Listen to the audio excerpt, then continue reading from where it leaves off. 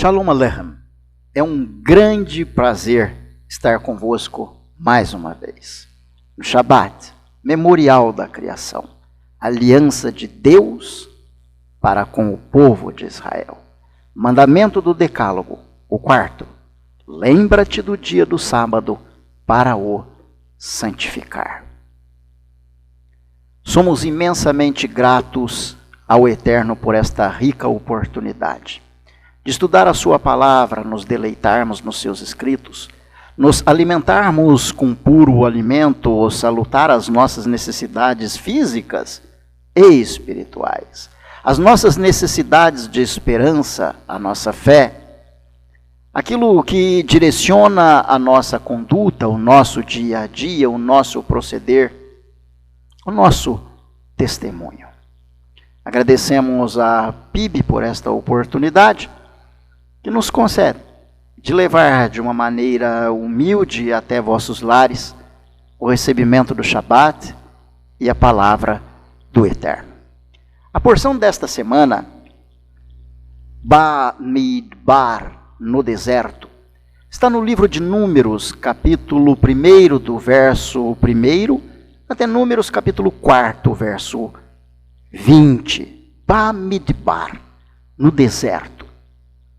É a primeira porção da Torá, do livro de Números.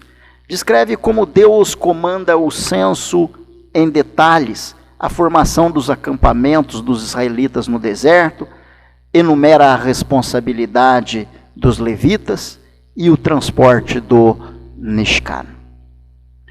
Dentro desta porção, em Números, capítulo 3, verso 1 a seguir nos diz assim: Estas são as gerações de Arão e Moisés, no dia em que o Senhor falou com Moisés no monte Sinai. Estes são os nomes dos filhos de Arão: o primogênito, Nadab, depois Abiú, depois Eleazar e Itamar. Estes são os nomes dos filhos de Arão, dos sacerdotes ungidos, cujas mãos foram consagradas para administrar o sacerdócio. Mas Nadab e Abiú morreram perante o Senhor, quando ofereceram fogo estranho perante o Senhor no deserto do Sinai, e não tiveram filhos, porém Eleazar e Itamar administraram o sacerdócio diante de Arão, seu pai.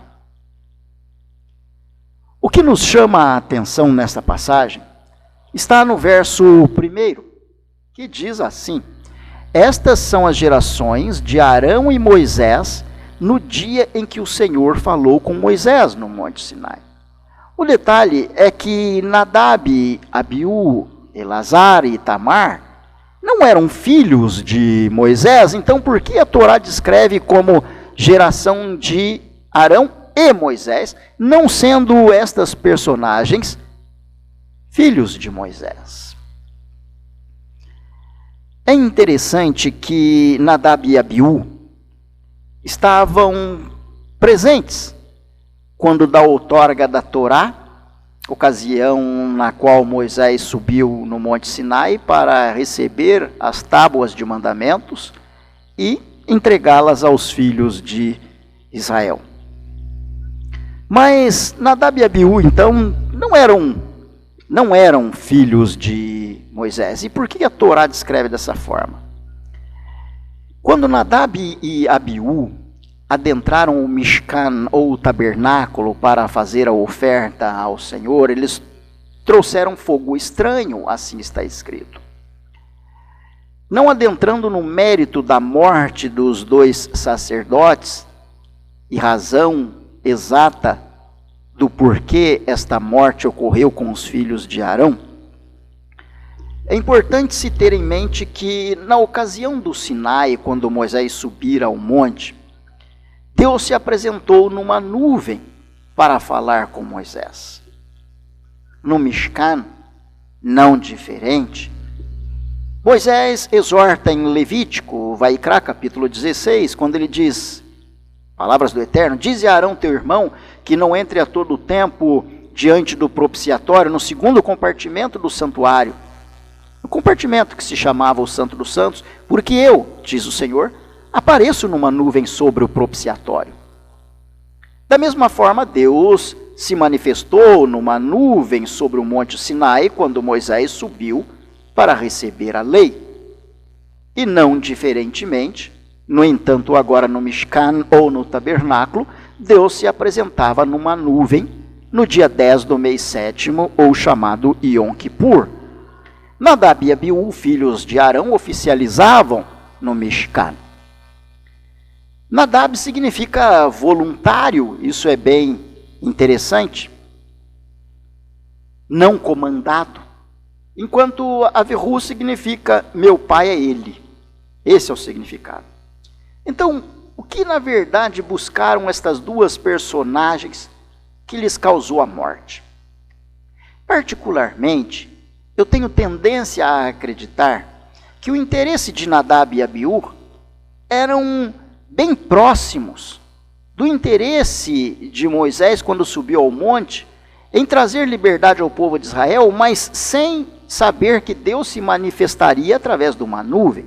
No entanto, sabendo depois Nadab e Abiú, eles tentaram da mesma forma reproduzir o acontecimento do Sinai lá dentro do Mishkan.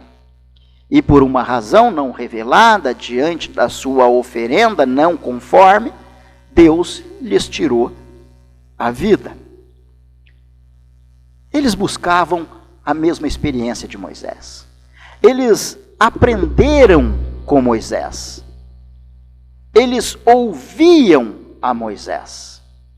O instrutor destes sacerdotes era Moisés. E quem nos ensina, quando se trata de um bom professor, não raramente o aluno segue a tendência de imitar algumas características do seu professor. E não foi diferente com Nadab e Abiú. O bom aluno, ele observa o professor, não somente nas suas características de ensino, mas na sua metodologia, no seu portar, nas suas características de difundir a verdade e o caminho a se trilhar, num conceito assertivo e de exatidão. Nadab e Abiú observavam isso em Moisés. Moisés era o instrutor de Nadab e Abiú. Então, acaba se tornando virtuoso imitar aquele que tem bons costumes ou traz um bom ensino. E é natural o desejo de se imitar. Quando isso traz para aquele que teme a Deus um sentimento confortante de proximidade com o Criador e com a sua vontade. Pensando nisso, me vem à mente o texto de Hebreus, capítulo 13, bem conhecido, às vezes mal interpretado, que diz assim a respeito daqueles que ensinam. Verso 17. Obedecei a vossos pastores, sujeitai-vos a eles, porque velam por vossas almas como aqueles que hão de dar conta delas, para que o façam com alegria e não gemendo, porque isso não vos seria útil. A palavra de Deus diz: obedecei aos pastores, sujeitai-vos a eles. Por quê?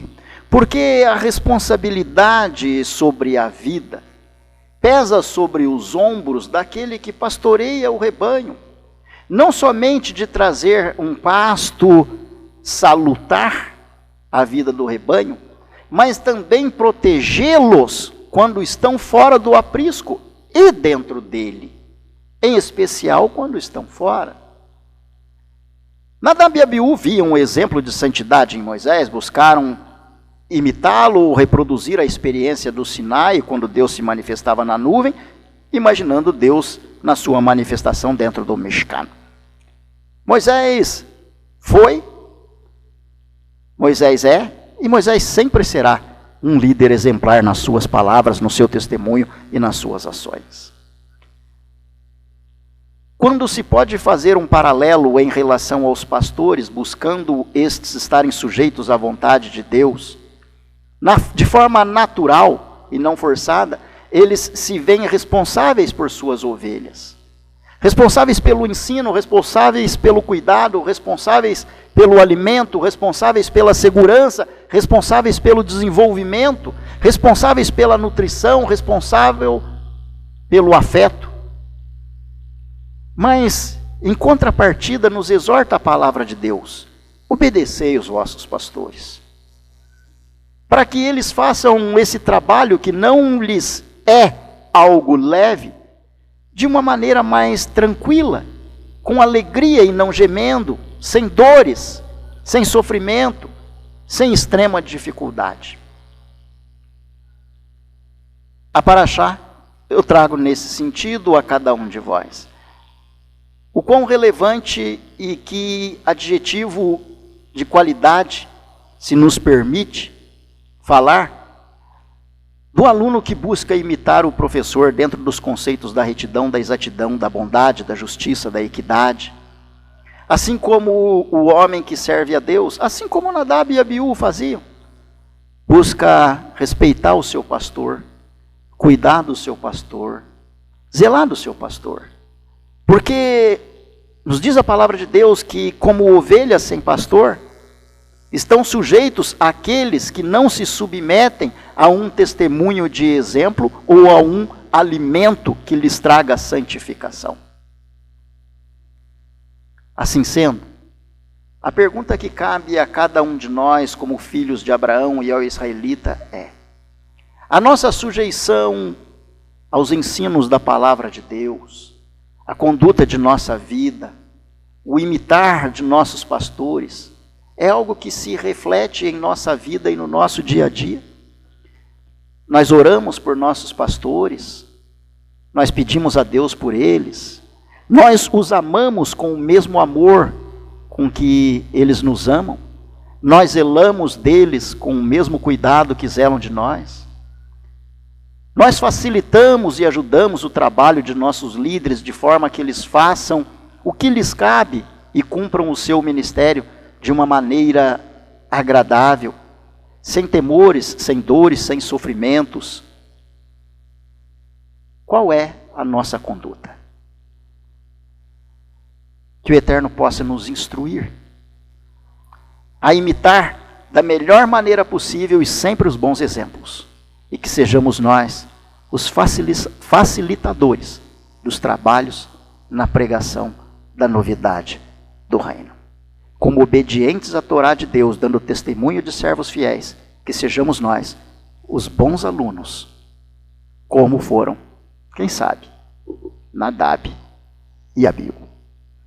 Shalom Aleichem, lehitraot. Até a próxima oportunidade.